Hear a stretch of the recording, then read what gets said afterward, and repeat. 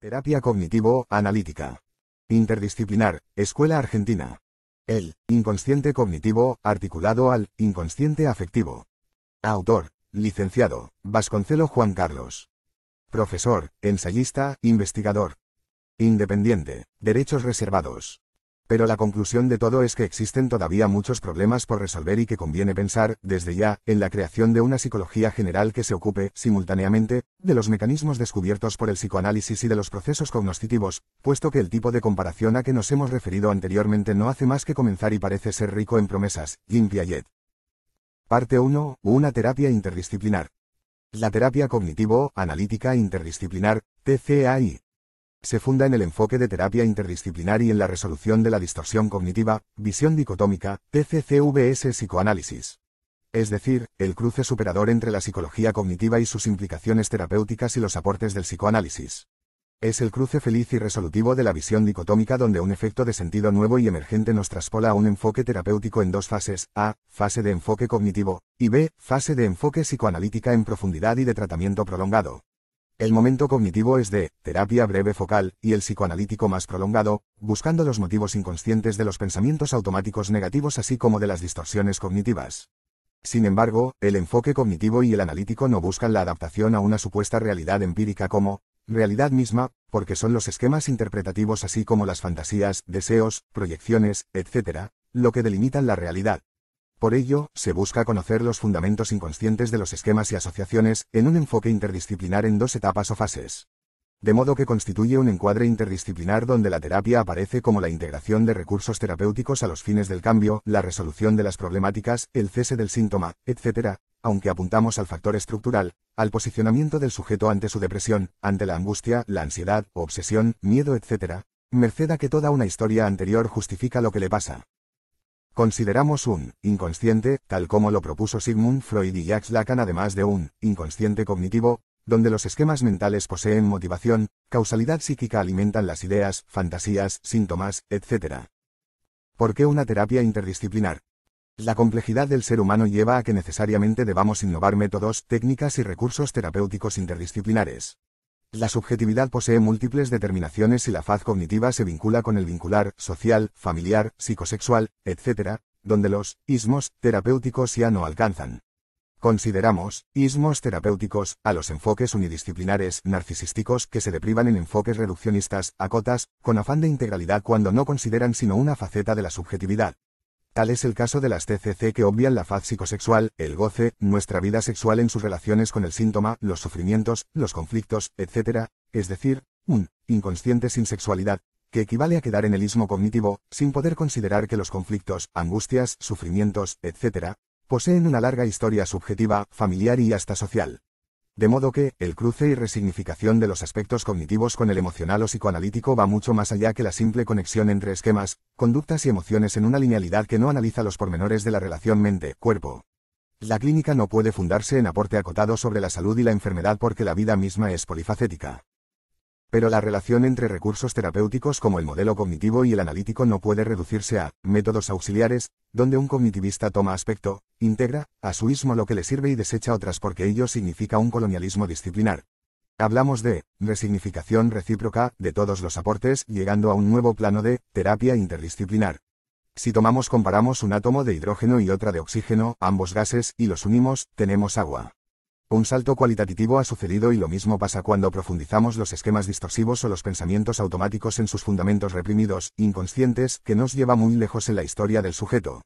Por ello es que hablamos de una terapia interdisciplinar en dos etapas o fases, una primera etapa de disipar distorsiones cognitivas sobre generalización, visión dicotómica, etc., a otra de búsqueda de los fundamentos inconscientes, los motivos o causas de tales representaciones. La cuestión epistemológica de una terapia inter y transdisciplinar. Estamos obligados a romper los ismos narcisísticos merced a que la epistemología unidisciplinar, de una ciencia cerrada sobre sí misma ha entrado en colisión. Ya resulta estanco, acotada, islote de métodos que no se cruzan en un nuevo plano, nivel o dimensión. De modo que necesitamos elaborar y hacer el duelo por el enfoque narcisístico y establecer un diálogo enriquecedor entre los diversos métodos terapéuticos y poder brindar así cambios sustanciales a los padecientes. Diversas aristas implican una visión más integral que la distorsión propia de las diversas terapias y que consiste en tomar el todo por las partes, o al revés. Es decir, el narcisismo de partir de un método aislado donde se intenta hacer entrar el mismo universo cuando no consiste sino en la conocida distorsión cognitiva de generalización indebida. Esforzar el todo en las partes en un enfoque procustiana en que el método terapéutico utilizado oficia como el lecho de Procusto donde se cortan las piernas y la cabeza de aquellas ideas y autores que no cuadran en nuestra mirada. Es decir, lo que en epistemología se conoce también como reduccionismo metodológico. De modo que, por un imperativo epistémico, estamos obligados al diálogo interdisciplinar donde resignifiquemos nuestros métodos y teorías aunque al mismo tiempo tenemos otro mandato, el transdisciplinar, en que las parcialidades teóricas y técnicas deben apuntar a la integralidad del sujeto. Es decir, el pasaje desde una disciplina o método terapéutico a otro de terapia interdisciplinar e incluso el salto cualitativo mayor, las terapias transdisciplinares donde todo se resignifica en un nuevo plano con un objeto y foco propio. Tal es la tarea de los futuros analistas. ¿Por qué una terapia cognitivo-analítica? Podemos denominar alismo y reduccionismo cognitivista, cognitivismo, merced a que ignora otras determinaciones, como el conocido, inconsciente emocional, proveniente del psicoanálisis. Obviar la faz emocional, psicosexual, las fijaciones tempranas, la estructura subjetiva, y toda la historia emocional es moverse en la superficie de los conflictos. De modo que, al inconsciente cognitivo, le agregamos el inconsciente afectivo, que es donde encontramos las verdaderas causas de las distorsiones y pensamientos negativos. Considerar un esquema como razón suficiente para fundar una terapia o los pensamientos negativos insistentes es moverse en la faz epifenoménica, que es el efecto de causas inconscientes que necesitamos traer a la luz vía el discurso del sujeto para lograr despotenciar los síntomas penosos. Un sujeto está deprimido y cuando lo escuchamos, nos encontramos con ideas negativas de sí, el pesimismo más radical, se ve mal todo, sus vínculos son negativos, etc., y de allí se suele creer que con solo revertir tal pesimismo o tales ideas negativas ya está. Luego, las actividades hogareñas vía el cuaderno de tareas llevarán a consolidar el nuevo enfoque optimista, con lo que, solo estamos haciendo, hipnosis cognitiva, insuflando optimismo ante tales ideas negativas. Sin dudas que durante la terapia se observan mejoras, pero no son sino catarsis o descargas que se muestran como alivios, pero el fundamento de su depresión sigue intacta. Incluso, lo que se conoce como sustitución del síntoma, donde desplaza todo su negativismo en otras esferas, con lo que, la causa de tales pesimismos siguen intactas. Por ello, superar la faz hipnótica o sugestiva de la fase cognitiva de la terapia resulta imprescindible. El mecanismo que subyace al enfoque cognitivista, como faz reduccionista es la intelectualización, y la racionalización, mecanismos de defensas muy conocidas en el mundo psicoanalítico. Se intelectualiza algo que es profundamente emocional a falta de coraje para enfrentar los demonios reprimidos o fantasías inconscientes de origen infantil que fijaron al sujeto a su estructura depresiva actual. En la intelectualización, se huye de lo emocional hacia lo intelectual y de lo que se trata en la primera fase cognitiva es poder disipar las razones que el sujeto se impone para no enfrentar lo que teme, lo que significa la causa de su mal, de su sufrimiento. Un padre depresivo que rechazó a su hija llevó a que la misma sufra de depresión grave en la adolescencia, y donde podemos encontrar todos los elementos de la depresión que el psicólogo buscó revertir. Pero la depresión no cedía y debió derivar a un tratamiento psicoanalítico más profundo, con lo que, la intuición del clínico era que la joven tenía razones más profundas como el tema del rechazo paterno, el maltrato a su madre, las recurrentes desilusiones de un padre que iba a visitar pero del que solo recibía rechazos. El inconsciente afectivo y el inconsciente cognitivo. El inconsciente afectivo, o psicoanalítico y el inconsciente cognitivo, son dos caras de una misma moneda. Lo que se vivencia como experiencia de satisfacción o insatisfacción, tanto como de pérdidas o privaciones constituyen al mismo tiempo un saber, conocimiento o información para la psiquis. La vida psíquica no está separada en un aspecto cognitivo y otro afectivo porque se acompañan y todo saber supone un aspecto afectivo y al revés. Precisamente, la psiquis labora gestionando ambos aspectos, a saber, la faz ideativa, como así los pensamientos, razonamientos o saberes que constituyen el guión de los aspectos emocionales. Cuando olvidamos algo, es que el recuerdo no aparece, y en su lugar, aparecen otras ideas que la sustituyen o es desplazada sobre otras representaciones, tal como Sigmund Freud nos enseñó respecto del famoso aparato psíquico. Sobre el hardware, o cerebro, se levanta una superestructura psíquica que implican ambos procesos, a saber, la parte afectiva y la parte cognitiva. Haber disociado ambos aspectos en ciertos modelos cognitivistas, sin considerar lo incompleto de considerar un psiquismo representacional es un pecado que obvia lo emocional del mismo. Cuando una idea se inerva en lo corporal, como un rubor, una inhibición, una angustia, lo que sucede es que lo psíquico se hace corporal y afecta el cuerpo. Es lo que conocemos lo emocional o afectivo. Por ello, ante una angustia intensa, una fobia o miedo, etc., en el primer tiempo buscamos las ideas correspondientes, los saberes inconscientes que la determinan, entrando poco a poco al campo del inconsciente afectivo, pasando a explicar más allá de los pensamientos automáticos y distorsiones, buscando las razones o causas inconscientes que son saberes o cogniciones. La tarea consiste en pasar de las ideas conscientes hacia las ideas inconscientes, como saberes o cogniciones que alimentan los miedos o aspectos afectivos. Tales ideas, recuerdos, fantasías, etc. suponen amor y odio, la ambivalencia dirigida hacia otros, en vínculos profundamente emocionales, incluso en un ataque de pánico. Lo que el sujeto vivencia es una situación peligrosa que parece irracional porque se actualizan miedos o recuerdos aún no elaborados. Como es una terapia interdisciplinar en dos etapas, sabemos que la primera consiste en indagar sobre los saberes y conocimientos que operan como ideas negativas, el famoso negativismo, considerado una distorsión cognitiva, y una vez descargada o despotenciada como idea negativa recurrente, seguimos la otra fase analítica de indagación de los motivos que alimentan tales ideas insistentes. Es decir, articulamos los dos inconscientes, a saber, el inconsciente cognitivo como sistema cognitivo y de saberes eficaces para generar síntomas y el inconsciente afectivo o emocional donde profundizamos las razones o motivos inconscientes de un síntoma como la depresión, ansiedad, ataques de pánicos, neurosis, etc.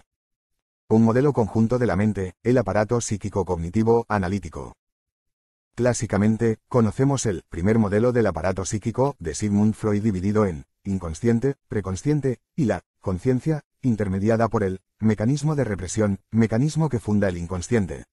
Sobre todo, tal aparato constituye un mecanismo para laborar con las representaciones, las ideas, las fantasías y los pensamientos que portan el deseo inconsciente, a través de representaciones figuradas como las fantasías, pensamientos, etc. Es decir, un aparato que procesa la pulsión, la faz emocional, los afectos. En este aparato, que vamos a denominar desde el cognitivismo, programa psíquico, encontramos cargas libidinales e ideas, representaciones y pulsiones que son tramitadas en el sentido de su control, su tramitación desde una fantasía sexual, como la misma, identidad sexual u orientación sexual, entre otros. De modo que, dos caras de una misma moneda, ideas y emociones que el aparato y programa cognitivo tramita. Pero no consiste en un mecanismo que labora sin un piloto, por lo que, cuando la mente puede dividirse en una parte que es consciente de otras partes, como la conducta o las emociones, tenemos un sujeto, como efecto de todo el aparato o programa. Es el piloto pero que debe estar luchando contra los aspectos emocionales, pulsionales, tal como nos lo enseñó Freud con el yo, en el segundo modelo del aparato psíquico. En Jacques Lacan es muy claro que el sujeto es efecto del inconsciente considerado como una lengua, un lenguaje que hablamos y que también podemos denominar idioma subjetivo, que define un modelo de mundo, el mismo paradigma del sujeto. Entonces, analicemos nuestro aparato desde ambas teorías, a saber, el cognitivo y el psicoanalítico. Tenemos que el cognitivismo habla de esquemas, de paradigmas o modelos explicativos del sujeto, sus pensamientos automáticos, sus distorsiones cognitivas, etc., que se utilizan para explicar una depresión y poder tratarlo desde la terapia cognitiva. En el psicoanálisis son también pensamientos, ideas, fantasías, y hasta Freud tuvo su momento cognitivo en su proyecto de una psicología para neurólogo, de 1894. Es decir, la cara representacional, las ideas o cogniciones son partes del psiquismo. De modo que, nuestro aparato compuesto o programa cognitivo, analítico, posee tales desde ambos modelos. ¿Cómo se elabora o procesan tales ideas, fantasías o representaciones? En Freud, la fundación del inconsciente se produce cuando opera el mecanismo de represión, que cuando la idea y los afectos o libido se dividen. Es el mecanismo de disociación ideo-afectivo, donde las ideas y fantasías peligrosas son relegadas al inconsciente, lo que podemos figurar como que fueron excluidas u olvidadas y olvidadas de que fueron olvidadas. Las ideas van al fondo del aparato pero las emociones, afectos o libidos, son procesadas o elaboradas en forma diferente según estemos ante una fobia, una histeria o una obsesión. En el mecanismo de la fobia, el sujeto desplaza y proyecta el afecto del objeto, temido como el padre en el caso Juanito, hacia un sustituto como el caballo. Hay un motivo de la represión y es el temor a la castración de parte del padre porque estamos en el momento del complejo de Edipo, donde el niño debe reprimir sus deseos incestuosos hacia la madre por temor al padre.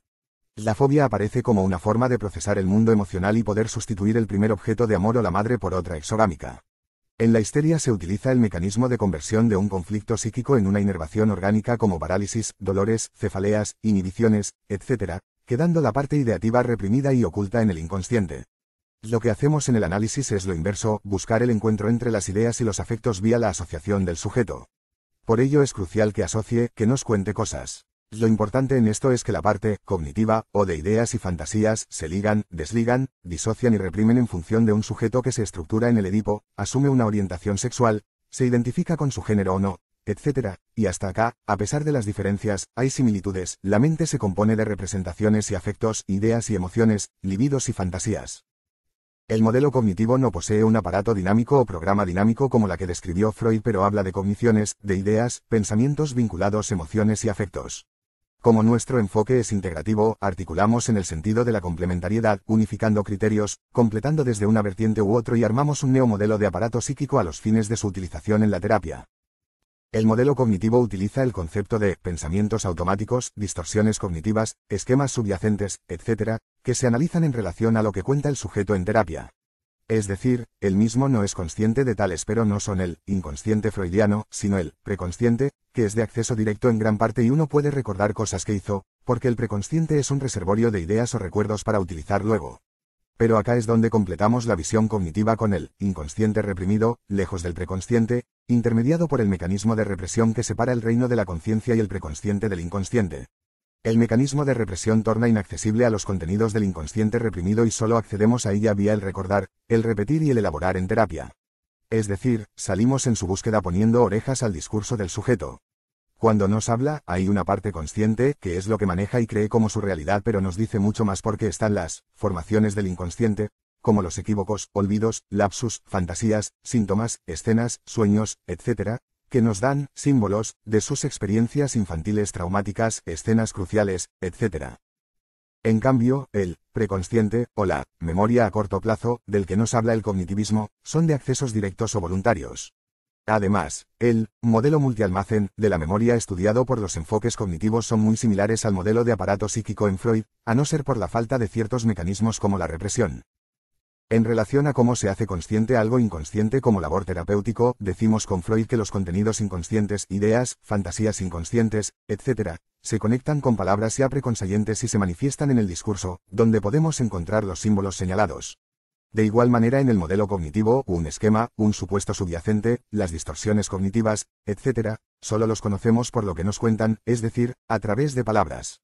De modo que, ambos modelos implican la palabra como algo crucial para acceder a las razones actuales de una depresión o sus fundamentos infantiles y pasados como sería en el segundo momento analítico de toda terapia cognitivo-analítico. Entonces, cuando ubicamos las ideas, fantasías, esquemas, supuestos, distorsiones, etc., en el primer modelo del aparato psíquico del psicoanálisis, podemos evidenciar que necesitamos un abordaje en dos etapas o fases. En la primera etapa o fase cognitiva de la terapia, escuchamos quejas, motivos actuales, etc., de una depresión y se trabajan con los procedimientos cognitivos, tareas, experimentos, detección de distorsiones y su relativización, etc., para disipar el síntoma o el problema en cuestión. Pero sabemos que tales poseen motivos más profundos, más allá del preconsciente y que necesitamos profundizar en la historia emocional, la infancia, donde ubicamos una de las series causales de toda enfermedad mental según las series complementarias del psicoanálisis.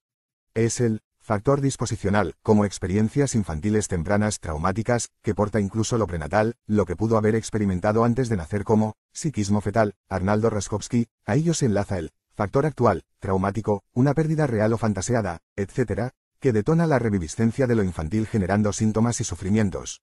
Es decir, no basta con la centración en el factor actual o escenario que el sujeto nos describe como el contexto de emergencia de su malestar porque en la segunda fase, ahondamos en el factor disposicional infantil, en su historia, en su memoria a largo plazo, para historizar y reescribir los motivos o causales de su depresión por ejemplo.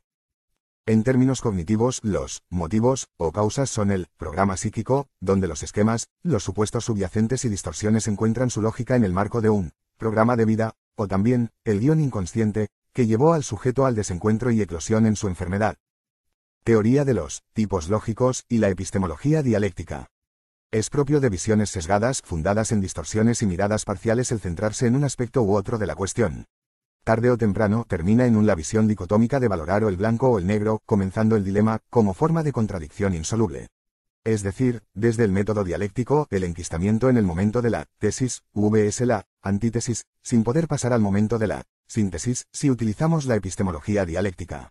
Pero gracias a una visión procesual que articula contradicciones como momentos del devenir dialéctico de una vida, grupo o sociedad, podemos hablar del momento de la Aufhebung como superación constructiva del dilema o la visión dicotómica. No es la inclinación unilateral hacia la terapia cognitivo o la terapia psicoanalítica porque las contradicciones suelen tratar aspectos del problema, como visiones parciales, enismos que necesitamos integrar en una visión mejor, superando e incorporando ambos aspectos un nuevo nivel de integración de los procesos terapéuticos. Así, podemos considerar que la tesis aparece como la terapia cognitiva, antítesis como la terapia psicoanalítica y la síntesis como la psicoterapia cognitivo-analítico. De esta manera, el conocimiento y las terapias progresan, lejos ya de visiones maniqueas. En este enfoque, no existen disciplinas auxiliares, porque ello llevaría al monopolio de la verdad por una de las terapias, con lo que los aportes o entrecruzamientos conceptuales constituyen resignificaciones recíprocas, que reencuadran los enfoques en ismos y lograr una propuesta de articulación entre las terapias cognitivas y las psicoanalíticas. Finalmente, viene a nuestro encuentro la teoría de los tipos lógicos, donde aparecen diferencias entre la clase de algo y el individuo, siendo la clase un plano mayor que resignifica los elementos del sistema.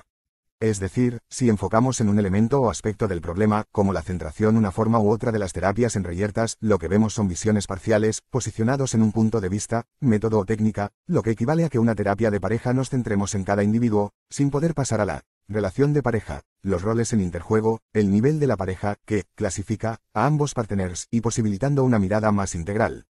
Es decir, pasamos de la centración en una forma de terapia u otra al sentido y características de ambos, en sus articulaciones, encontrando similitudes y diferencias, apuntando a la complementariedad y sinergia terapéutica.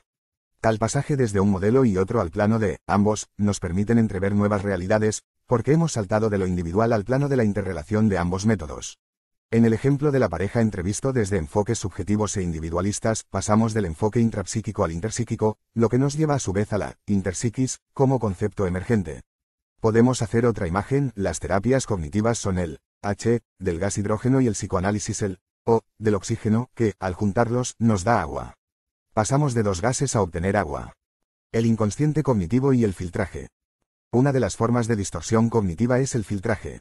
Se caracteriza por la visión de túnel, en que solo se perciben aspectos tendenciosos de la situación, un aspecto, un rasgo, como la visión pesimista de sí, obviando otras posibilidades como la mejor percepción de sí. El túnel propio de un depresivo o la visión negativa, el negativismo. Pero tal filtro subjetivo que negativiza todo y que se busca revertir en la terapia como visión optimista de sí, superando la mala percepción, posee un fundamento cognitivo en el inconsciente cognitivo.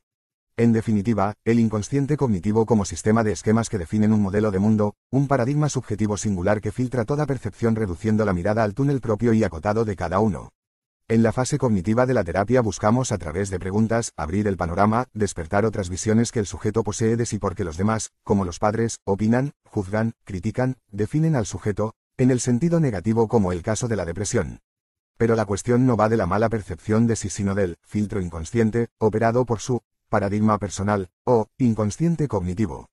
Este inconsciente singular compuesto de un sistema de ideas que definen un sistema de vida y modelo de mundo es lo que da sentido, o significa toda percepción, dándole una definición de acuerdo a la forma de ser del sujeto.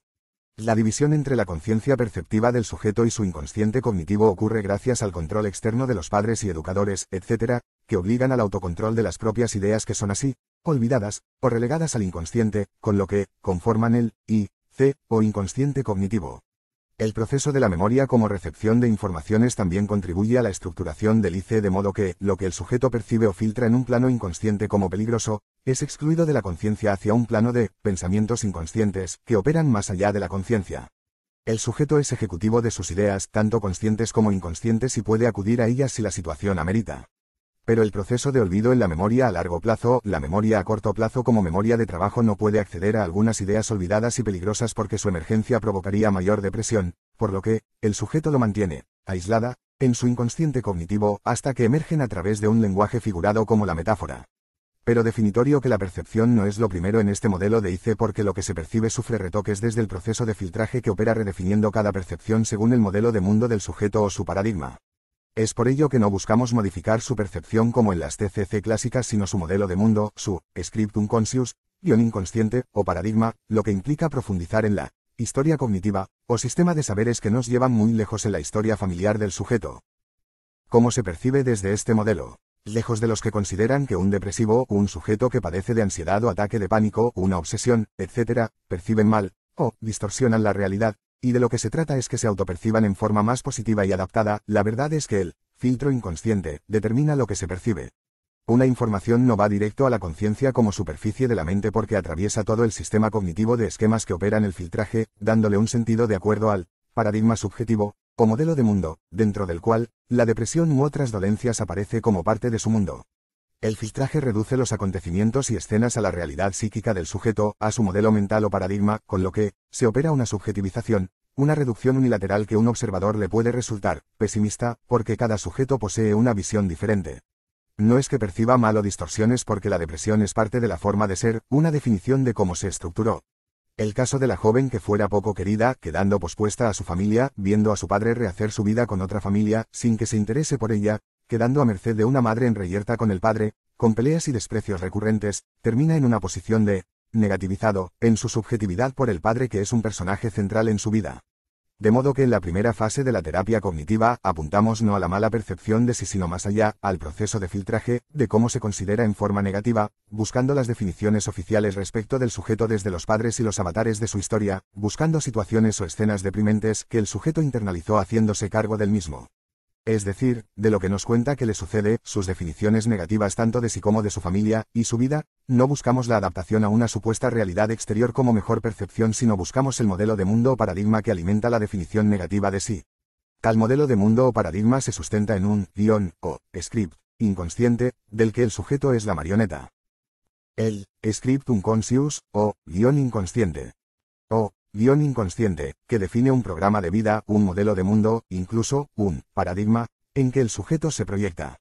Si no fue querido, si su infancia se caracterizó por abandonos recurrentes, desprecios, conflictos, etc., el sujeto es un abandónico, y expresa tal visión negativa como depresión, como definición negativa de sí, de su familia, el mundo, porque es lo que vivenció y vivencia.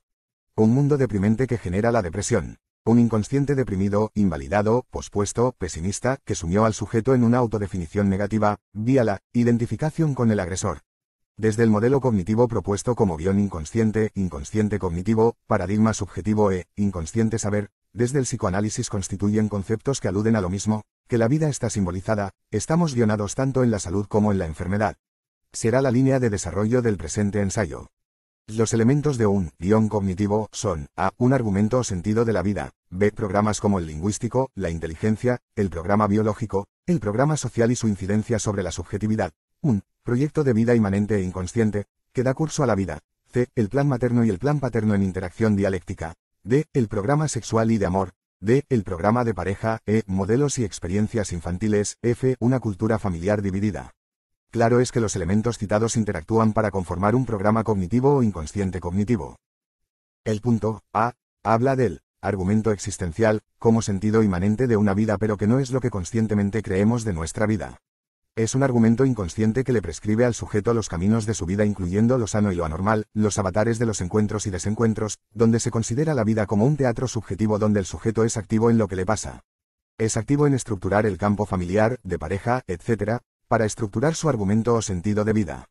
Muchas formas de terapias consideran que la vida no posee su faz escrita o argumental pero sin argumentos previos, ninguna obra podría darse a la luz.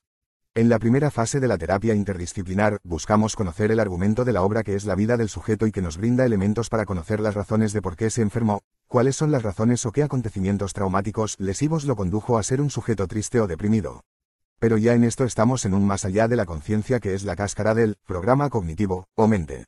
Una manera de lograr conocer dicho argumento es operar como con un libro donde importa el nombre del mismo o del sujeto, los primeros capítulos o la infancia, incluso los acontecimientos que llevaron a su nacimiento, la biblioteca familiar, o legados familiares, incluyendo ambos linajes, el del padre y sus antecesores o líneas familiares y el de la madre, para luego proceder a indagar sobre su pasado infantil, educativo, adolescente, adultez temprana, etc. El argumento nos brinda la integralidad de su vida y donde comenzamos a ver la lógica de lo que padece.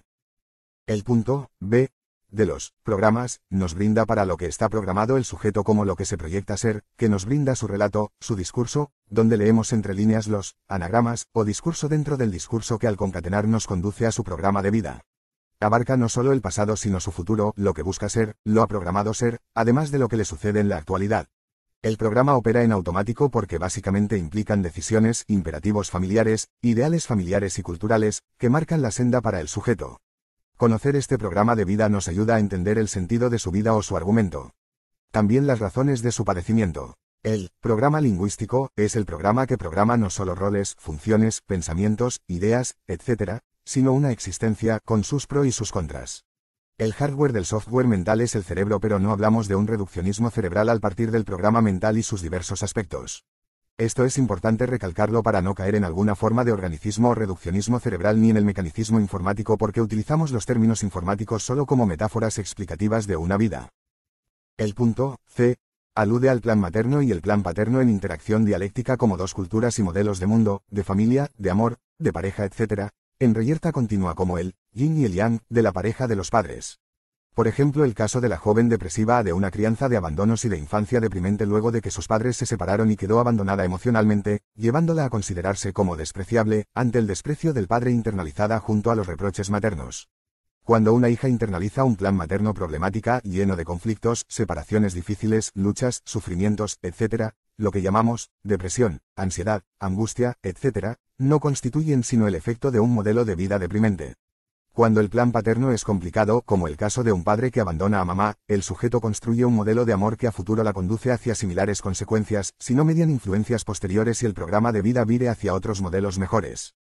Si combinamos la pareja de los padres, tenemos el modelo de amor del sujeto que internaliza a título de plano modelo de amor, que luego opera en automático, llevando al sujeto a terminar con su pareja.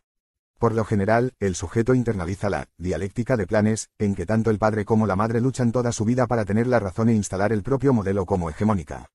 Es decir, la lucha por la supremacía en la pareja a los fines de instalar el propio plan de amor, el propio programa y proyecto de vida, que operan más allá de las ideas conscientes. Son el fundamento de lo que enferma, de lo que deprime, de lo que angustia y genera ansiedad, así como de muchas de las dolencias o psicopatologías conocidas. Un plan de vida como el de la madre y que el sujeto incorpora no solo como imitación, como diría Bandura, sino sobre todo como identificación a un modelo estructurante, puede contener modelos depresivos, con síntomas como depresión, anedonia, abulia, ataques de pánicos, etc., que el sujeto luego juega en el escenario de su vida. Por lo que, en la terapia, buscamos el lugar del síntoma en el plan de vida de la madre o del padre, o incluso, de la pareja de los padres, que operan como modelos inconscientes que llevan puesto al sujeto haciéndolo fracasar. El punto D alude al programa tanto sexual como de amor, porque implica lo cognitivo como programa, y el amor como la faz emocional y afectivo. Si bien, analizamos cada elemento del programa cognitivo, por separado, en realidad operan conjuntamente, enmarcando la vida de un sujeto, determinando sus éxitos y virtudes, sus temores y sufrimientos, su mismo destino. El programa sexual se construye en la infancia y define una orientación psicosexual como modo de goce, y que también puede implicar una identidad de género cuando se utilizan categorías sociológicas.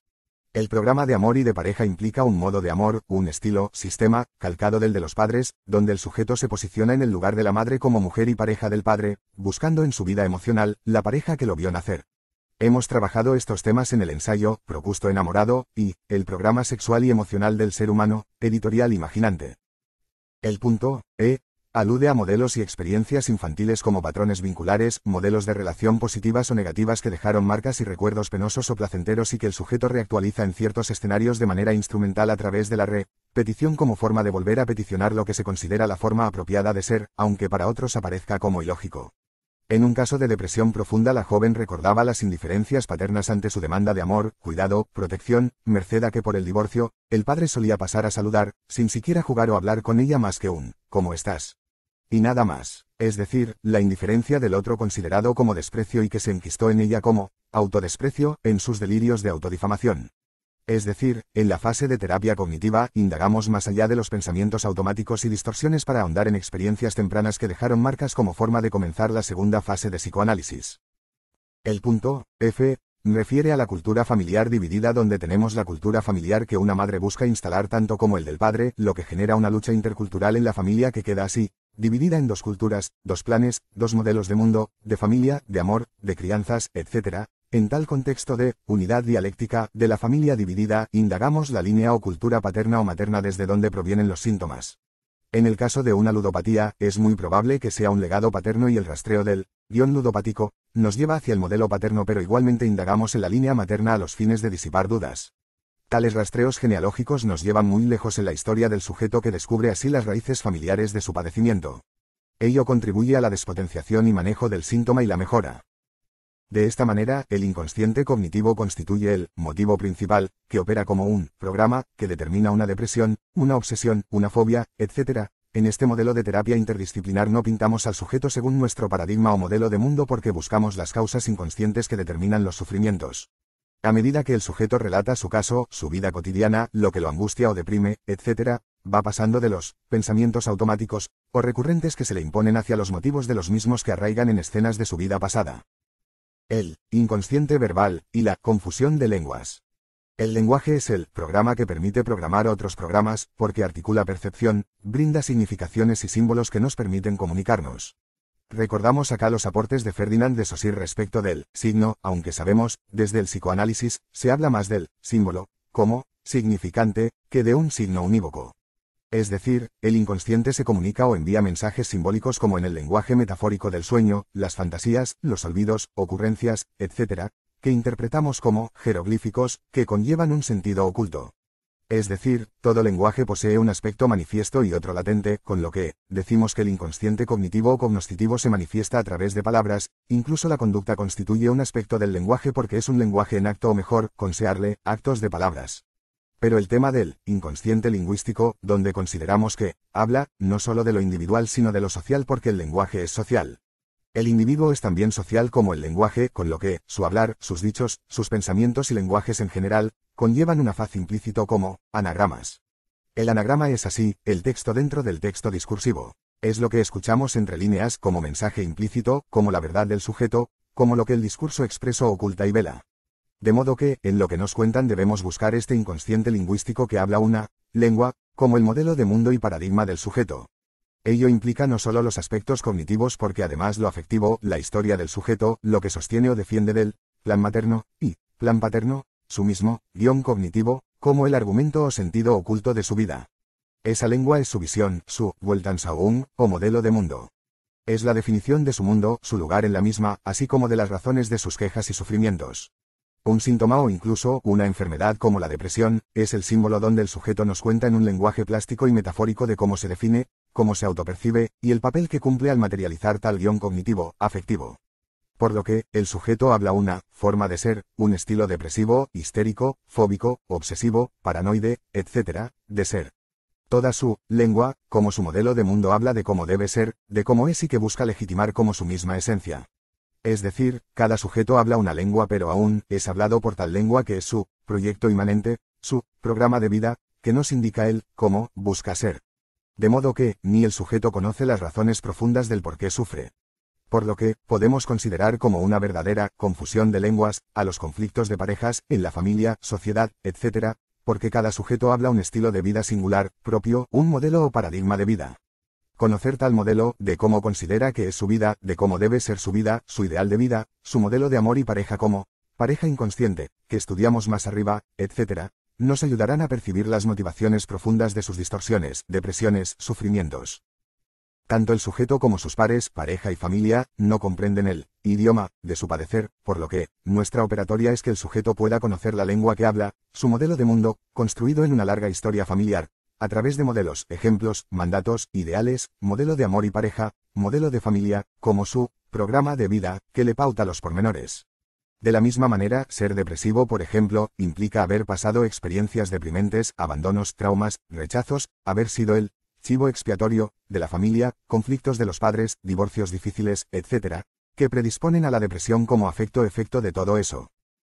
Buscamos su propia explicación de lo que le pasa como autodefinición, como su autoconcepto, pero en el que buscamos el texto dentro del texto, el anagrama, la verdad de una historia jalonada por privaciones, abandonos, problemas, definiciones negativas desde sus otros significativos, maltratos, pérdidas reales, etc. Es cuando damos con su lengua, su verdad, su modelo de mundo, su verdadera historia, donde el sujeto se posiciona con una forma de ser caracterizado por lo que sufre, de lo que sufre, como queja, como reclamo de justicia, como verdaderas injusticias vividas, que dejaron marcas en su subjetividad.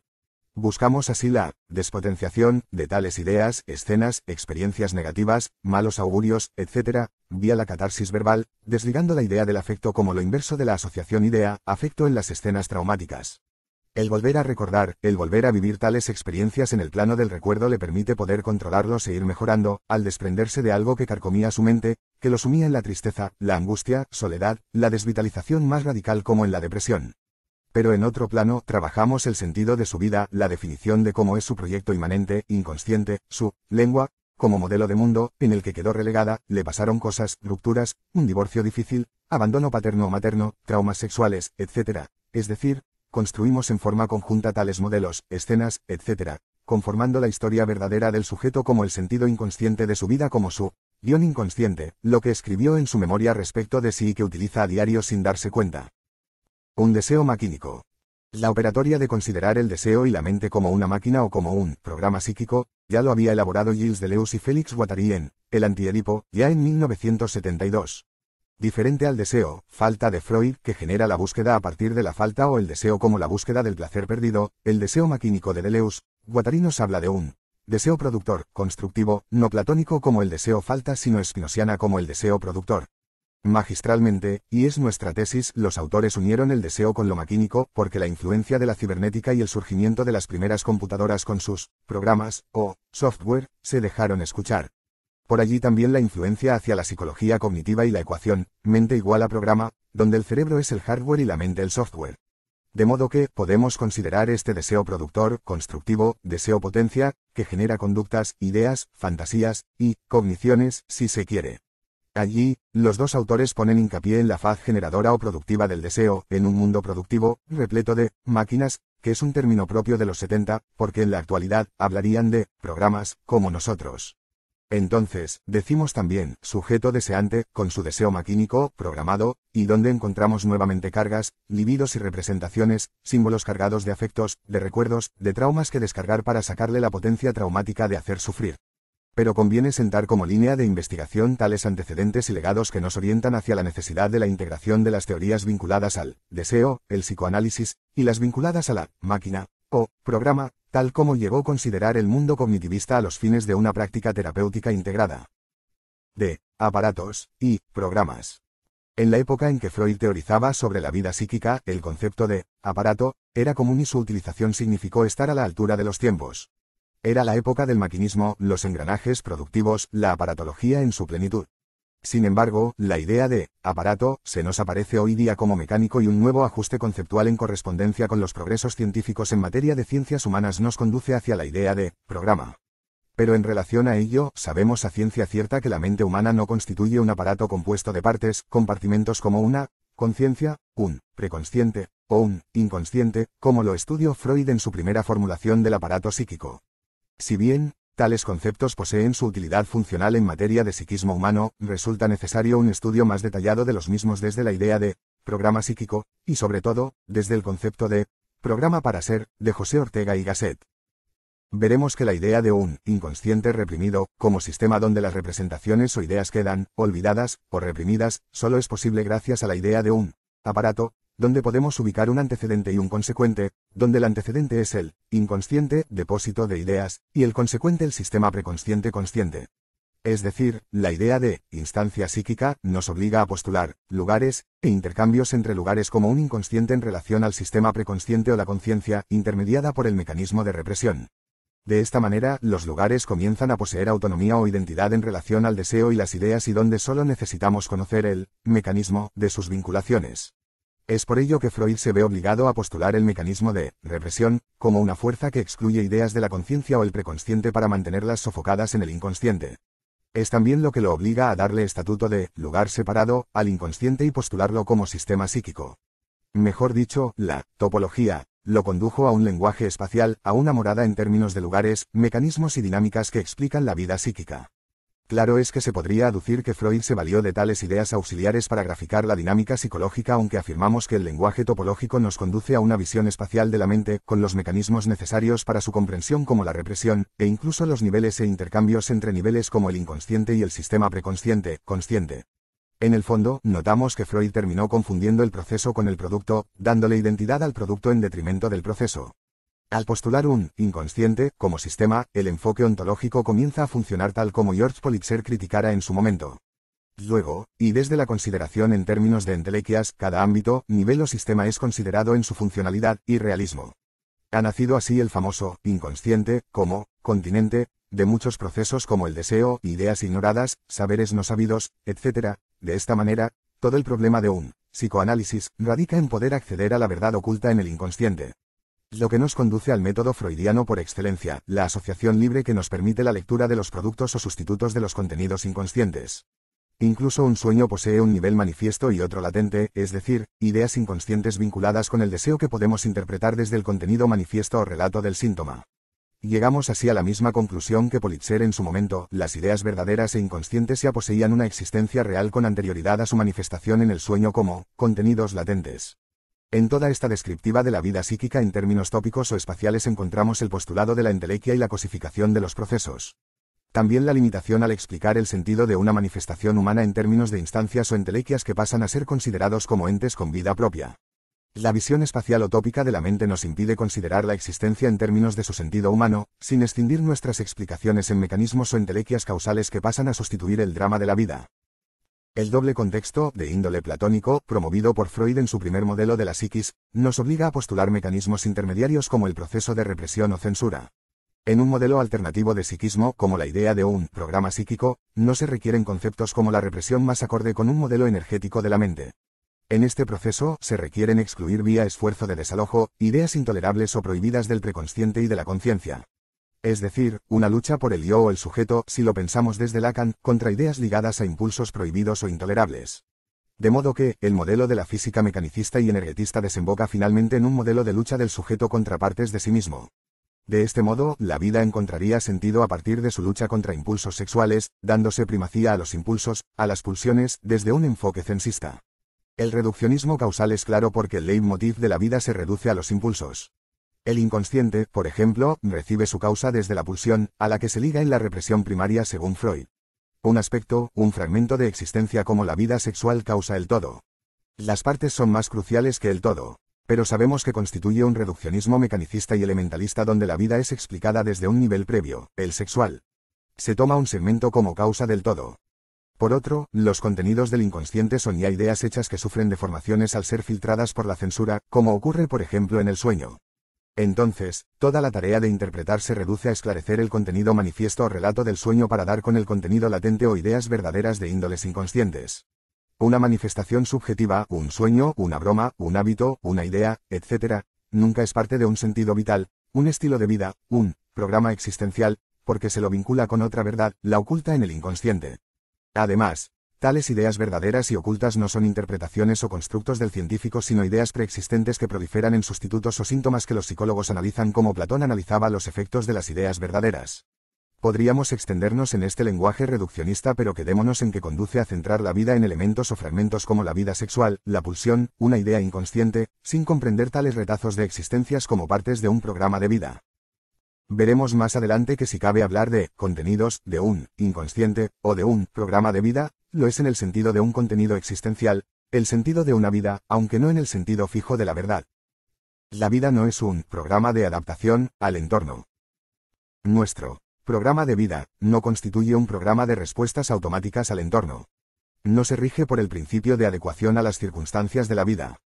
Por el contrario, cada sujeto y cada programa se rige por el principio de singularidad, donde la insistencia en ser, en cumplir el propio mapa, compele al sujeto al síndrome de Procusto. Es decir, el sujeto busca forzar los acontecimientos para que cuadren en el marco del propio deseo, en los propios esquemas, en la cosmovisión subjetiva. Los estímulos y situaciones acordes con los dictados del propio programa reciben una cálida acogida, más no así las exigencias distónicas con el mismo. Y el sujeto lucha por ser, por defender su sistema de vida, su programa en todos los ámbitos de la vida. En este sentido, lo que podemos denominar el programa social, con sus mandatos y exigencias, hasta de imposiciones, son resistidos por el sujeto que solo a duras penas acepta las imposiciones. Muchos sucesos, ideas, etc., pueden cobrar nuevos sentidos cuando son reinterpretados a la luz del esquema subjetivo. Pero en general, podemos considerar que nuestro programa es función de desadaptación a las exigencias del medio. Por la singularidad inherente a todo estilo o programa de vida, los estímulos sociales son considerados como heterogéneos a las propias ideas, por lo que son resistidos por lo que dimos en llamar resistencia sistémica o programática. El sujeto defiende sus ideas buscando incluso su imposición como forma de ser. Pero los demás y la propia sociedad aparecen como disímiles y la desadaptación resulta inevitable. Por la demanda sutil, singular, como toda verdad, el sujeto defiende su verdad como la única verdad legítima y en esto choca con las pretensiones de los demás. Su objetivo fundamental, su meta final rectora es plasmar su frase fundante, su verdad, su frase predictiva fundamental que lo deja casi fuera de lo común y excluido del discurso común. En otros términos, el programa de vida es singular, diferente a otros programas, tanto por el saber existencial que programa como por el deseo de ser, su cara emocional, por lo que, la desadaptación a los demás aparece como lo primario. No existe una realidad objetiva para adaptarse porque cada sujeto construye su propia realidad, aunque ésta difiera de los dictados y exigencias tanto de linajes, de familias o desde las exigencias sociales. El paradigma subjetivo. Tanto el argumento de vida como el programa de vida, como otros elementos del guión cognitivo, nos brindan elementos del paradigma subjetivo que es su perspectiva personal, su modelo de mundo, su punto de vista sobre cómo ser y posicionarse ante los demás y que ordena su existencia sobre tal modelo. El núcleo central de un paradigma es su definición negativa respecto de sí, como en un depresivo, o que los demás son malos y perseguidores como en un paranoico. Es decir, el paradigma es el modelo de mundo, el universo del sujeto, donde cobran sentido los diversos elementos como su familia, el rol de cada integrante, sus recuerdos, su identidad de mujer o esposa, sus metas, su programa de vida en donde se proyecta, así como sus ideales y posibilidades. El cómo ve el mundo y las razones resulta crucial y las preguntas deben orientarse hacia tales a los fines de conocer el organizador existencial del sujeto o paradigma subjetivo. En tal idioma subjetivo, o incluso lengua subjetivo, encontramos las razones de su sufrimiento porque implican modelos transmitidos, los males de archivos, o síntomas que hacen sufrir como una madre deprimida ante la ruptura y que ejemplifica a la hija su probable futuro. El paradigma se forja en la escuela familiar donde el sujeto es leal al padre o a la madre, desde la lealtad de género, incorporando el modelo de mundo y punto de vista del mismo como su modelo a seguir. Cuando el sujeto toma conciencia de que sigue los pasos de su ideal, puede que comprenda mejor su sufrimiento y pueda distanciarse o desidentificarse, despotenciando el modelo pseudo-resolutivo de los conflictos a través de la ansiedad, depresión, inhibición, etc. Todo paradigma subjetivo se conforma en la familia incorporando la dialéctica de familia, la cultura de la madre en el caso de la hija, con sus reservas, logrando convertirse en lo que odia incluso y la realidad se normaliza, se define, hay un ejemplo a seguir desde la causalidad ejemplar y el sujeto programa una vida proyectándose a futuro. Pero un paradigma normalizado, incorporado, construido posee males de archivos, que llevan a dificultades, conflictos, a la reactualización de patrones pretéritos que se manifiestan inadecuados para el presente, con lo que lleva a desencuentros en la pareja y a conflictos, luchas vanas, separaciones, etc., que deprimen al sujeto. La depresión, ansiedad, los ataques de pánicos, etc., son efectos en el sujeto de un modelo de vida que posee baches a resolver. Es lo que podemos considerar el momento de las anomalías, del paradigma que ya no funciona para el sujeto en forma óptima y comienzan los problemas. Sobre todo el choque de paradigmas en la pareja y familia que significa que han comenzado las luchas por la supremacía en la pareja buscando instalar y hacer legítimo el propio modelo de familia, de pareja, etc. Una vez que se evidencian tales, la depresión como emoción, efecto va mermando. Las emociones y afectos son efectos de lo que nos pasa, de lo que creemos y cuando hacemos conscientes tales ideas y distorsiones, con sus fundamentos inconscientes en un plan de vida, un programa de vida que emula el de otros como un padre o una madre, etc., la cosa va tomando sentido porque el sujeto puede conocer su argumento existencial, su paradigma de vida, lo que programó y proyectó pero que surgieron contenidos negativos como los males de archivos que complicaron el panorama. Es decir, constitución del paradigma como su normalización en la vida del sujeto, las anomalías en la pareja por las diferencias con su hombre, las luchas etc., que llevan a un cambio de paradigma en algunos casos o en la lucha vana por imponerse como un perseverar en ser luchando por instalar la propia verdad en forma unilateral, o momento del conato spinosiana. El conato es que luchamos porque la otra parte adhiera al propio paradigma a una contrapelo del suyo. Una forma de colonialismo subjetivo, impositivo, procustiana. Para superar el momento del conato necesitamos ayuda, la terapia en dos fases, otro autorizado que nos ayude a resolver este momento resistencial, de luchas, de pretensiones subjetivistas. Parte 2. Orientaciones clínicas. Posición del terapeuta, analista. Resulta importante correrse del lugar de amo y del moralizador, así como el del enseñante, todas posturas que insuflan o pintan al sujeto cuando de lo que se trata es esculpir, cuan escultor, lo que vela o tapa las razones o motivaciones del síntoma penoso. Lugar de amo significa el afán de imponer el propio modelo de mundo y de vida al sujeto a través del enfoque terapéutico. Implica un deseo procustiano, impositivo donde el mismo deseo, equivalente al sistema motivacional del terapeuta, se busca imponer en un plano inconsciente. Es decir, procusto el terapeuta. Su lecho consiste en su método, técnica y teoría sobre el sufrimiento humano que no consiste sino en caer en los sesgos cognitivos conocidos, la generalización indebida y la visión de túnel como típicos. Incluso, se suele aconsejar al paciente respecto de la depresión, por ejemplo, con lo que aparece como fase de sugestión o inducción de las propias ideas que luego operan en el sujeto quien se acomoda y se cura, o sigue, desadaptado y enfermo, porque no cumple con las expectativas del analista. El encuadre, la teoría, los procedimientos, como la interpretación y el posicionamiento del terapeuta, indican su posicionamiento amo, lo que no ayuda a conocer, esculpiendo, o, pelando la cebolla, las verdaderas razones del síntoma. Hablamos también del moralizador, o de quien insufla, pintando al paciente, con su ideal de vida, su modelo de mundo, que ya vemos en el modelo de terapia que adopta y de cómo define el mundo a partir de una teoría psicológica, terapéutica, la psicopatología, etc., de modo que, la cura o resolución del síntoma debe desarrollarse en el propio marco de referencia del sujeto, es decir, en el marco de su paradigma, su modelo de mundo, con lo que, sabemos, van a aparecer cambios pero en el sentido de que el sujeto pueda seguir su vida y no transformarse en la marioneta del modelo de mundo del terapeuta. En este sentido, la ética del TCC, analista, TC más psicoanálisis, debe ser la dilución de este afán impositivo del propio modelo de vida como costumbres, prácticas, vocación, etc. Utilizamos los elementos del modelo de mundo del sujeto como los materiales para elaborar una nueva casa pero que sea el hogar donde el sujeto pueda aún habitar. Además de posición persecutoria, el lugar de amo y el lugar del moralista incrementan la resistencia al cambio, con lo que se logra no pasa de la sustitución del síntoma pero no su resolución. Tampoco resulta operativo el lugar del profesor, o el enseñante, que transforma la terapia en una pedagogía, o tareas de la casa, aunque sabemos, cultores de la TCC como Abeck y otros modelos utilizaron y utilizan tales prácticas. Estamos hablando de que la resignificación de la TC o terapia cognitiva con el psicoanálisis implican también cambios en el posicionamiento del psicólogo.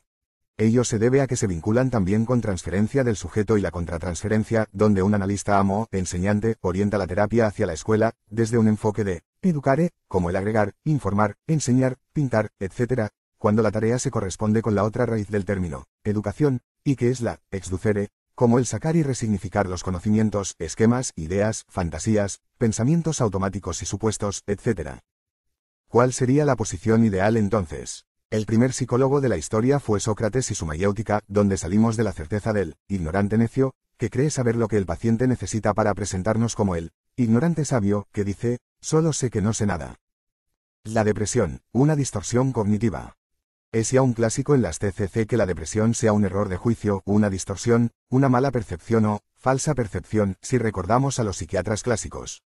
La autopercepción negativa, la percepción negativa de los demás, del futuro, etc., se deben entonces a que el sujeto percibe mal, distorsiona la realidad y se trata de adaptarla a ella. Es la visión clásica de las TCC y vamos ahora a resignificar este enfoque articulando las TCC con el psicoanálisis en dos etapas. Es un error de juicio la depresión o existen fundadas razones que van más allá de los esquemas negativos y pensamientos negativos recurrentes que supuestamente la alimentan. Nuestra postura de terapia interdisciplinar, donde los aportes no son hegemónicas en el sentido de tomar aportes, para adecuar al propio paradigma no cuentan porque los aportes resignifican en forma integral tanto la propia terapia como los mismos aportes son resignificados. De modo que, sostenemos que la depresión es un efecto en la conciencia del sujeto de causas que arraigan en el inconsciente cognitivo como saberes o conocimientos negativas que necesitamos despotenciar y de saberes arraigados en el inconsciente afectivo que motivan fuertemente la repetición de las ideas distorsivas. Así, lo que se considera como depresión y su causa arraigada en un esquemas negativos de sí, autodepreciativos y erróneos, pasan a fundarse en el inconsciente cognitivo donde podemos encontrar recuerdos de experiencias negativas, como el caso de la joven maltratada por su padre, que no fue afectivamente tratada, no fue querida, fue pospuesta mientras el mismo padre construía otra familia con nuevos niños que sí eran queridos y ella los veía jugar y ser alzados, etc. Es decir, una crianza de rechazos, de poca vida emocional reforzada con la escena en que ella observa a su mamá ser violentada al par que ella misma que al meterse a defender a su mamá es también insultada y rechazada bruscamente con un «sos igual de basura como tu madre». Es decir, la depresión se debe a una vida deprimente en muchos casos además de causales provenientes del inconsciente emocional, donde podemos ubicar experiencias infantiles penosas y modelos igualmente deprimentes que el sujeto necesita despotenciar como modelos.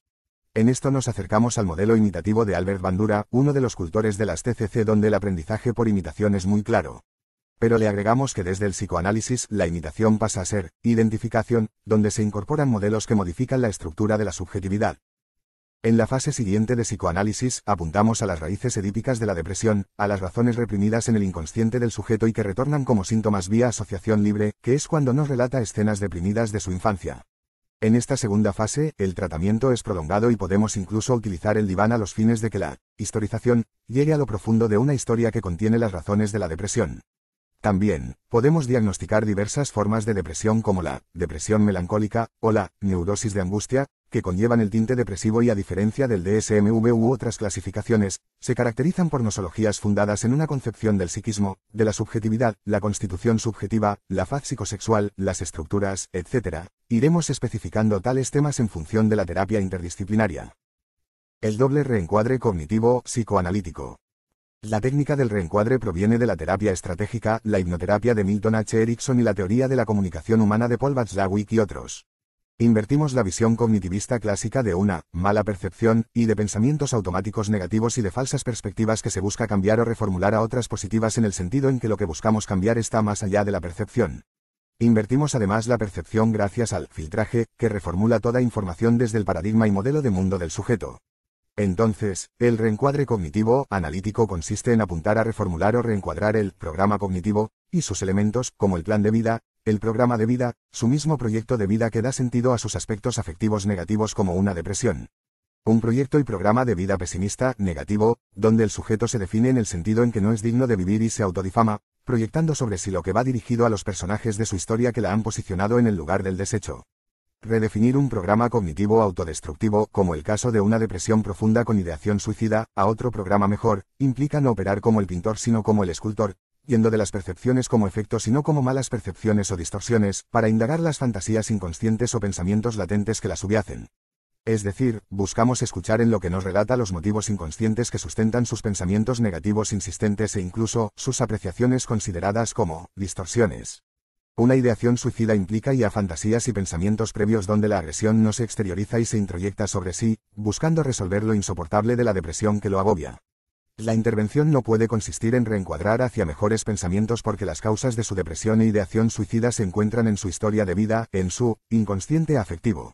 Buscamos descargar las ideas negativas de sí gracias a su pasaje por la palabra como momento de catarsis, que despotencia a tales ideas y lleva a que el sujeto ya no sea la marioneta de tales pensamientos negativos que otrora fueron malas apreciaciones sobre el mismo proveniente de personajes principales de su vida. En definitiva, buscamos reencuadrar no lo que percibe como vida negativa sino sus premisas inconscientes o pensamientos latentes, trayéndolos a la conciencia para reconstruir con ella el programa de vida o plan de vida que determinó sus estados emocionales negativos.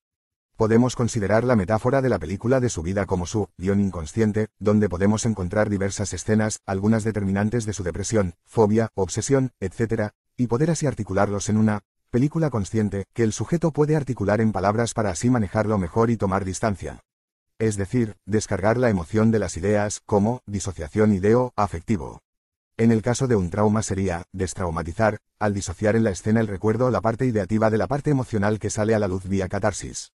Como vemos, no consiste en un reencuadre de lo mal que se percibe sino al revés, buscando sacar a la luz de la conciencia los fundamentos reprimidos en el inconsciente como causas o motivos de una depresión, una ansiedad y diversos trastornos. Otra forma de considerar el concepto de reencuadre es que el sujeto pueda recordar los fundamentos inconscientes de su estado emocional como el caso de la joven depresiva que se volvió depresiva ante la situación de ser pospuesta por el padre que tenía otra familia, que ella observaba siendo desconsiderada como hija, sin recibir el reconocimiento y cariño del padre. Es decir, quedé como una basura, tal como acotó la joven. Otros ejemplos de reencuadres puede ser el de la fobia al avión, donde el miedo impide volar. Lograr el viraje y que pueda viajar es un reencuadre desde fantasías terribles de accidentes de aviones que inhiben al sujeto a otra de imágenes confortables durante el vuelo gracias a la desensibilización sistemática, exponiendo al sujeto en forma gradual a escenas positivas sobre los aviones. Hay mucho de sugestión en este método pero ayuda a reencuadrar la fobia a los vuelos. Desdistorsionar. También denominados pensamientos deformados, porque se toma como referente la realidad externa objetiva, frente al cual el sujeto percibe mal, lo que constituye un positivismo terapéutico, al suponer una realidad externa hecha y derecha. Por el contrario, decimos que el inconsciente cognitivo, y su sistema de esquemas que articula un modelo de mundo, un paradigma que le permite significar la realidad. Es decir, un subjetivismo en donde cada sujeto percibe estructurando una realidad personal, dotando de sentidos objetos y personas. La suposición de que los malos pensamientos, los pensamientos negativos o automáticos son distorsiones, se debe a que se considera a la percepción como un proceso cognitivo primario, cuando es solo un efecto del sistema de esquemas que filtra toda información nueva. De modo que, las razones que posibilitan tales distorsiones, se deben a la influencia de esquemas inconscientes y mejor, del guión inconsciente, donde constan las escenas, ideas, personamientos, etc., que llevan a un modo de ser depresivo, ansioso, obsesivo, fóbico, paranoide, etc., antes que contra la realidad. Tales distorsiones constituyen efectos de contenidos inconscientes y al mismo tiempo operan como los mecanismos de defensas, ya clásicos en el psicoanálisis. De modo que vamos a buscar los procesos o mecanismos que conducen a cada mecanismo distorsivo a los fines de esclarecer el rol que cumplen en el concierto de procesos que culminan en la faz emocional de todo sujeto o en formas de trastornos emocionales, conflictos y enfermedades mentales. Ya habíamos ubicado en su lugar el conocido filtraje, como el mecanismo que filtra y reduce toda información al sistema de esquemas del sujeto, a su paradigma, a su modelo de mundo. Sigue en la lista el pensamiento polarizado o dicotómico, donde se perciben opuestos, dramatizando lo malo, opuestos negativos sin términos medios. Visto desde el psicoanálisis, no constituye sino la conocida ambivalencia, en que se ponen en acción opuestos, sean ideas, sentimientos de amor y odios, etc., que nos remontan hacia las razones de tal postura ubicada en el guión inconsciente. De modo que, no consiste en resolver tales miradas contradictorias u opuestas sino analizar sus razones, los motivos que la alimentan. El mundo en blanco y negro no constituye sino una definición de sí, como el caso del depresivo que se inclina hacia el negro, aunque lo que solemos entrever además son los colores grises y colores oscuros como en sus vestimentas y pinturas. Cuando profundizamos el lado blanco o el negro, solemos encontrar personificaciones de sus conflictos o directamente, el plan materno blanco y el plan paterno negro que desgarra al sujeto por los conflictos familiares y de parejas de los padres. De modo que la depresión no consiste en emociones crudas, aisladas de los vínculos del sujeto, su visión de la familia y la pareja de los padres porque metaforizan tales conflictos porque constituyen su causa. Muchas veces un sujeto se autopercibe como fracasado, lo que significa que en la vida hay personas exitosas y fracasadas, tal como es definido por sus padres o uno de ellos. Un rechazo, el maltrato a la madre, ser minimizada como a la mamá, no haber sido querido, abandonos, etc., constituyen escenas que culminan en una autoestima negativa y polarizada que el sujeto queda atrapado en la misma. Nuestra intervención consiste en profundizar en cada concepto, tanto el de considerarse fracasado como el otro polo, el de los exitosos en relación a su historia familiar y subjetiva, con lo que encontramos las razones en su guión inconsciente de tales apreciaciones de parte de personajes importantes en su vida. También un depresivo, un fóbico o alguien con ataque de pánico puede sobregeneralizar, proyectando su malestar al resto del mundo, percibiendo todo mal así como un futuro negativo. Por ejemplo, la joven rechazada por su padre según su relato, llegó a tal conclusión cuando tenía 10 años y era su cumpleaños. El padre llegó, saludó a la ex y se dirigió a ella con un simple, ¿cómo estás X? Y nada más. A partir de allí tuvo la certeza de que el padre no la quería y de que todos los afectos eran para sus hermanastras de parte del padre. Incluso, llegó a generalizar que en la vida no era querida y que nadie podía llegar a quererla. Tales generalizaciones llevaron a una vida retraída, deprimida, solitaria, con predominio de la fantasía, la falta de motivación y el dormir tarde, fracasando por ejemplo en la escuela al no verse querida por sus compañeros y docentes. Suelen utilizar algunas frases que contienen, todos, siempre, nadie, nunca. Parecería que todo radica en llevar al sujeto a que deje de generalizar y que pueda pensar mejor, sin generalizar a todos los casos, etc., pero si consideramos que el sujeto posee un paradigma como su modelo de mundo y al busca hacer entrar cada nueva idea, a cada nueva opinión, en forma de lecho de Procusto, entonces, lo que vemos es que su postura de sujeto que generaliza constituye en verdad una posición de certeza, conclusión, fundadas en decisiones tempranas como la que vivió nuestro sujeto y que a partir de allí, actuó en el sentido de autogeneralización, contaminando todas sus posibilidades en el sentido de internalizar el rechazo externo y la descalificación paterna como su mismo destino de desecho. Pasando a la fase psicoanalítica, la tarea entonces no es la centración en el error de apreciación, en la distorsión sino la posición de asumir la descalificación externa como autodescalificación y como visión personal y propia respecto de sí y los demás. Otra distorsión es la visión catastrófica, donde se tiene a percibir todo en forma de fracasos, peligros, probables sucesos negativos, etc., que paraliza al sujeto y torna su mundo en forma pesimista. Nunca terminaría sus estudios ni la cosa pueda marchar bien en el amor, etc., pero tales apreciaciones como ideas distorsionadas poseen los esquemas inconscientes como modelos internos y mapas que son de la misma índole. El sujeto creció en un contexto familiar negativista, tremendista, por lo que no hace sino prolongar la tradición de su modelo tal como la astilla respecto del palo. Es decir, el sujeto no solo ve todo en forma catastrófica porque allí mismo se define tal como aquella definición adulta la definieron cuando niña o como definía el padre a la madre. La pregunta analítica es, ¿de dónde proviene tal visión catastrófica si consideramos su historia emocional y familiar? Por la personalización, el sujeto tiende a relacionar consigo mismo todos los problemas familiares, soy yo el culpable, yo soy la causa de los problemas, etc. Para la TC clásica consiste en una distorsión negativa, como autoconcepto, pero en cierta manera, el sujeto nos indica algo que está más allá del inconsciente cognitivo como esquemas, supuestos y paradigma porque nos indica que la causa de su mal se encuentra en él. Inconsciente afectivo, en sus vínculos tempranos, en sus traumas, en sus decepciones y desencuentros.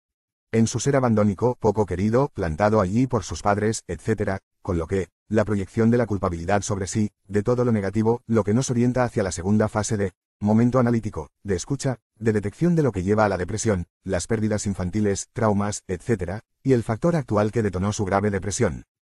Son algunas de las distorsiones cognitivas, solo tratamos algunas para graficar el enfoque. El setting cognitivo, analítico. El setting cognitivo, analítico, encuadre, es doble porque, por un lado, nos centramos en las ideas, fantasías, recuerdos, etc., como conjunto de saberes que remiten al inconsciente cognitivo, como sistema psíquico donde encontramos aquello sí que buscamos descargar, al sacarle potencia o eficacia para hacer sufrir.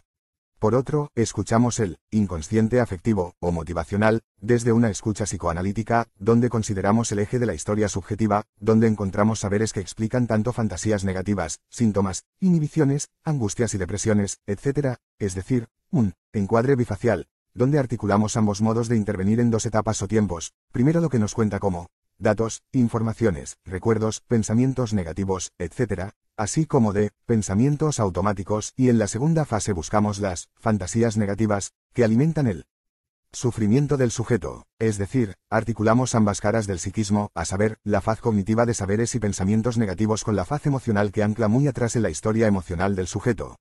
La faz emocional es la cara motivacional que le brinda energía, vitalidad, vida emocional, sexual, vincular, etc., a la faz representacional. El sujeto es efecto del encuentro entre ambas facetas de la vida psíquica. Sin duda que lo que se conoce como alteración del procesamiento de la información obedece a esquemas o pensamientos negativos que ubicamos en el inconsciente cognitivo, pero es la cara representacional y necesitamos conocer los motivos o razones de tal alteración y que ubicamos en el inconsciente afectivo o emocional. La complementariedad es sorprendente y nuestro encuadre no puede ser ajeno a la misma. Así, una depresión implica distorsiones, esquemas negativos, pensamientos automáticos pero también los motivos o causas emocionales de las mismas.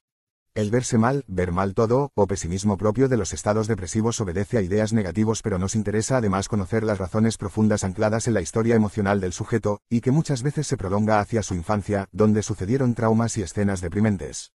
Es decir, partimos de los sesgos negativos, las distorsiones y pensamientos negativos de sí, etc., pero no terminamos la tarea en tales, incluso si vemos mejoras porque necesitamos desmontar o despotenciar los pensamientos inconscientes, tanto cognitivos como las fantasías inconscientes que alimentan la depresión. Movilizamos entonces los modelos de inconscientes desde una terapia interdisciplinar. Ideas con cargas emocionales. Claro es que cuando escuchamos a un sujeto deprimido desde el modelo cognitivo analítico interdisciplinar, cada frase, cada palabra, pensamientos o fantasías implican su cara emocional o afectiva, y que necesitamos desligar en un proceso de catarsis donde el recuerdo de ciertas escenas negativas que motivaron la depresión, etc., activan los sentimientos correspondientes o traumas. Mejor dicho, un trauma es el recuerdo de una escena cargada de afectos y al revivir en el plano del relato, en la terapia, le posibilita al sujeto tomar distancia, despegarse del mismo, poder manejarlo mejor, elaborarlo y hacer consciente las causas de su miedo, ansiedad, depresión, etc. Al revés de los que creen que una depresión depende de cómo se percibe la misma realidad y la depresión son efectos del inconsciente cognitivo y el afectivo, donde el síntoma sintetiza ambas caras, la ideativa y la afectiva, y operar la separación de ambas caras para sacarle potencia a las ideas negativas es uno de los objetivos de la terapia. Una vez que desmontamos las causas cognitivas como autodefiniciones pesimistas o negativas de sí, así como las causas afectivas localizadas en escenas, dichos negativos de personajes centrales en la vida del sujeto como los padres, etc., podemos asistir a la despotenciación de tales ideas y fantasías que se activan en momentos de frustración para infelicidad del sujeto. En este proceso, no pintamos al sujeto con nuestra realidad sobre cómo debería sentirse ni le buscamos una realidad alterna mejor porque primero, necesitamos liberar al sujeto de las razones de su mal, de su depresión, experiencias deprimentes, de traumas, de maltratos, abandonos, sufrimientos, etc., que fijaron al sujeto en su condición de depresivo. Entonces, no consiste en readaptar al sujeto a la verdadera realidad sino reavivar en terapia, como situación transferencial, las vivencias negativas del que los recuerdos y malos pensamientos son sus símbolos. No es que no quiere adaptarse a la realidad compartida, porque la verdad es que no puede. El caso de la joven cuyo padre reinició su vida con otra pareja, dejándola plantada en la vida, asistiendo ella a la felicidad de su padre que vivía cerca, sin que la considere verdaderamente, con tratos esporádicos, llevó a la sujeto a sentirse abandonada, no querida, pospuesta, despreciada, etc., lo que la llevó a la depresión, a la visión negativa de sí, de la vida, etc., y finalmente, a fantasías negativas de sí que llegaron al delirio depresivo de autodesprecio. Entrevista inicial. En la entrevista inicial es donde explicitamos nuestro encuadre, tiempo, lo que significa la terapia cognitivo-analítica, duración estimada, la posibilidad de prolongarse en la fase analítica, etc. El objetivo es también explicitada y sus alcances traspasan la cesación del síntoma, pudiendo alcanzar un análisis profundo de la subjetividad para reorganizar el paradigma subjetivo a fondo e investir un nuevo guión de vida, previa revisión de las causas cognitivas y emocionales del mal. En esta fase de la terapia utilizamos muchas preguntas vinculadas con su historia, su vida familiar, de pareja, estudios, actividades, pasatiempos, lecturas, rutinas, dificultades, etc., así como lo que localiza como el síntoma. Es decir, lo que lo hace sufrir. Buscamos comprender su vida y de cómo percibe su existencia, cómo se define, la dinámica familiar, los conflictos cotidianos, los problemas de parejas, etc., así como las características de sus síntomas, malestar, apatía, duerme mucho, ideación suicida o no, etc. La estrategia analítica, las distorsiones transferenciales y el reposicionamiento gradual del sujeto. Es el momento de trabajar las distorsiones transferenciales para el reposicionamiento del sujeto respecto de sus fantasías y cogniciones negativas. Es el momento de trabajar las distorsiones transferenciales, que son la reactivación de fantasías negativas de sí, verdaderas definiciones proferidas por sus otros significantes, como los padres, etc., y que significaron para el sujeto una definición para sí. Es decir, enunciados identificantes o conductas que recluyeron al sujeto en el abandono emocional, el desprecio, el abandono, las injusticias vividas, traumas, maltratos, no ser querido, etc., que persisten como ideas y fantasías que distorsionan sus vínculos. Es por ello que el sujeto percibe un medio familiar igualmente negativo, una madre igualmente poco afectiva o un padre que reacciona o demuestra falta de amor hacia el sujeto. El sujeto revive un contexto familiar negativo cuyo efecto es la depresión. Es decir, su posición de callejón sin salidas, donde no espera un salvador. Mejor, sus salvadores ya le demostraron la falta de afecto fundamental, como una vida deprimente, un contexto de conflictos, divorcios conflictivos, violencia de parejas de los padres, maltratos emocionales despreciativos, rechazos sentidos por el sujeto, violaciones, abusos sexuales e incestos que detonaron en el sujeto los afectos y efectos depresivos. Es decir, transfiere permanentemente sus vínculos primarios familiares negativos a la situación presente, lo que inunda toda su vida de rechazos, sinsabores y tristezas. La diferencia de un sujeto a otro es de grado si cada depresivo experimenta el desprecio fundamental de sí, la falta de valor o autoestima, como resultado de las atribuciones adultas cuando niño. Pero las repeticiones transferenciales ayudan a reactualizar las causales de su sufrimiento y el sujeto vuelve a sentir el no ser querido, no ser comprendido, etc., lo que nos ayuda no solo a la catarsis o descarga de tales escenas sino la elaboración o experiencia emocional correctora, para reposicionar al sujeto respecto de tales fantasías negativas y cogniciones de igual naturaleza. Es allí donde experimentamos conjuntamente con el sujeto vía contratransferencia su malestar y pesimismo más radical, el dolor, la ambivalencia hacia los demás y procedemos a estimular que nos cuente lo que siente, lo que en ese momento se le aparece como ocurrencias, fantasías, pensamientos, lo que recuerda de las escenas deprimentes de su historia personal. Al revivirlas, podemos posibilitar la catarsis o descarga de lo emocional de las ideas y profundizar tales para conocer la situación fantaseada, lo que recuerda, lo que revive, y poder así, reencuadrar, o redefinir sus ideas, buscando la verdad más ampliada, para redefinir su misma verdad. Los trastornos cognitivos y sus bases emocionales. Por trastornos cognitivos, no solo hablamos de trastornos para concentrarse, para pensar, para recordar, etc., sino a la influencia de la otra cara de la psiquis en los procesos intelectuales. Esa otra cara es el inconsciente afectivo, el peso de la historia emocional, los psicotraumas, padecidos y que predisponen a la depresión, pero también a la dificultad para pensar, para investir un proyecto vocacional, para procesar informaciones, etc., merced a que tales escenas negativas tiñen la actualidad en el sentido de la contaminación. Un chico que tiene fracaso escolar no es porque no pueda pensar o ser inteligente, porque tales funciones cognitivas pueden funcionar bien. Solo que lo afectivo opera en el sentido de inhibir o minimizar las funciones intelectuales hasta el punto en que los conocimientos no poseen valor para el sujeto. En el caso de una fobia, el sujeto sabe a lo que teme, pero ignora la faz emocional, la cara de inconsciente emocional, que alimenta tales miedos en el sentido en que el objeto o situación fobígena se relaciona con traumas o miedos intensos del pasado, como sucesos que necesitamos rastrear para desmontar su eficacia para hacer sufrir. En el caso del retardo mental, la inteligencia se detiene en la fase concreta según Piaget, pero es porque existen factores emocionales, familiares, etc., así como dichos o definiciones adultas sobre el niño que quedó deprivado en el lugar del que no sabe en la familia. Salta a la vista que no vamos a lograr mucho si operamos en forma exclusiva sobre lo cognitivo y que cada idea, cada esquema, cada supuesto subyacente posee determinaciones emocionales que encuentra su lógica en la historia emocional del sujeto que necesitamos conocer. Aún más, si definimos el inconsciente emocional como la verdadera historia del sujeto más allá de su historia oficial, sabemos que necesitamos conocer dicha verdad o historia inconsciente a los fines de sacarle eficacia patógena. Así es como operamos en diferentes problemáticas. Primero escuchamos las asociaciones, las ideas, de cómo define su situación, la faz representacional para luego ahondar en las premisas emocionales que alimentan tales ideas. Finalmente, procedemos a la división ideo-afectiva, como el desligue entre la idea y las emociones negativas que la acompañan, que operan tanto como efecto como causas por la circularidad. Pero también sabemos que tales ideas deben ser buscadas en el inconsciente cognitivo tanto como en su faz emocional o inconsciente emocional, o analítica. Imaginemos que Beck y Freud se encuentran para dialogar sobre fobia en los niños. Para Beck, sin dudas que hay miedo, ideas negativas y distorsiones que llevan a la fobia, incluso de un paradigma que le brinda lógica al miedo. Freud, por su parte, no solo buscará extinguir el miedo buscando sus premisas inconscientes, porque además, y como lo más crucial, considerará la fobia como proceso de estructuración del yo, como momento fundante, y que lo que proyecto previo desplazamiento es el miedo al padre, que simbólicamente es sustituida como miedo al caballo. Es decir, Freud vería el miedo a la castración proyectada sobre el caballo, pero por sobre todo, su función crucial, y que si no ocurre podríamos considerar que el niño puede quedar psicotizado, como además podemos pensar de un Edipo fallido en Jacques Lacan, quien, desde el fondo de la reunión, nos alertará de tal proceso. En definitiva, una depresión, una fobia social, estados de ansiedad, el ataque de pánico, conflictos de parejas, las adicciones, etc., poseen su cara ideativa, lo que nos cuentan sobre su historia, pero además, vislumbramos sus fundamentos emocionales en la historia de sujeto para poder desmontar las premisas que alimentan tales alteraciones. El conato como lucha por ser en el enfermo.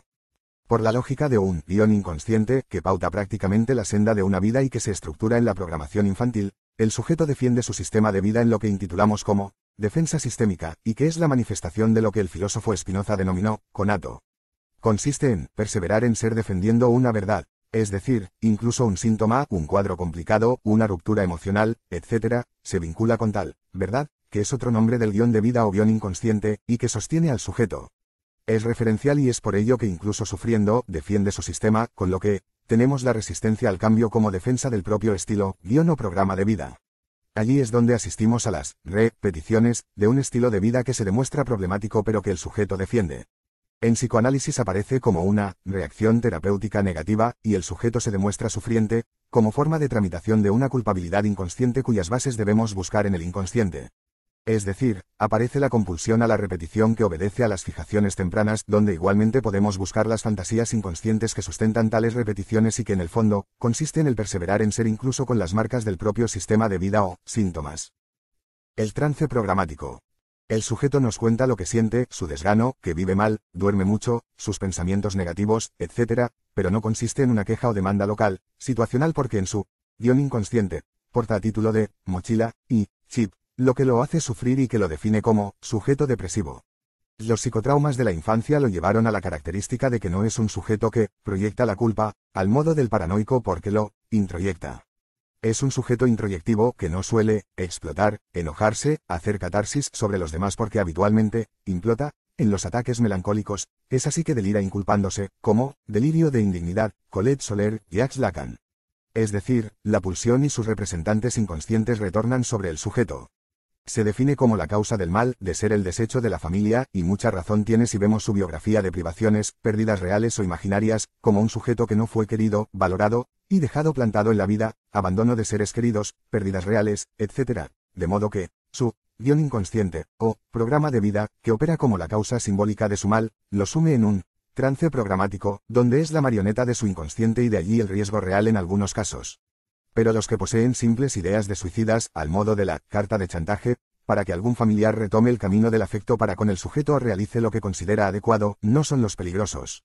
Pero si los que ya han imaginado métodos de suicidios o ya lo han intentado, y que poseen el síntoma patognomónico de la cuestión, el delirio de indignidad, se consideran el mal, desalojan lo malo sobre sí, como el culpable de todo.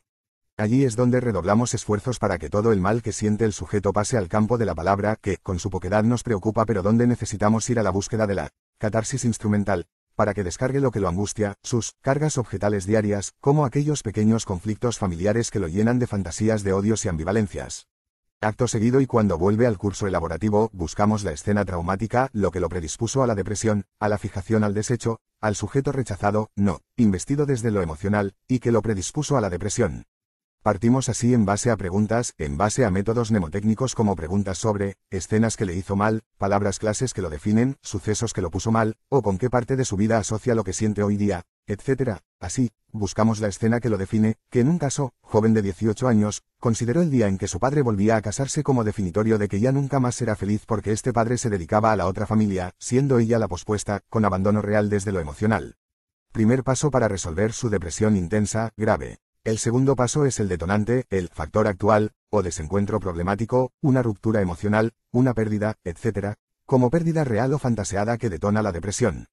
Profundizamos en esta escena, buscando la descarga de las ideas en la terapia, pero también la elaboración, la nueva definición de sí, de los demás, de su futuro, instando actividades que lo enlacen con los pares, la vocación, el deporte, las redes, visita o comunicación de familiares, de aquel padre abandonista, la amiga confidente, el profesor que la escuchaba, gabinetes, etc. En el peor de los casos, derivamos también al psiquiatra para una medicación que no sea intenso, para poder seguir con el trabajo de elaboración.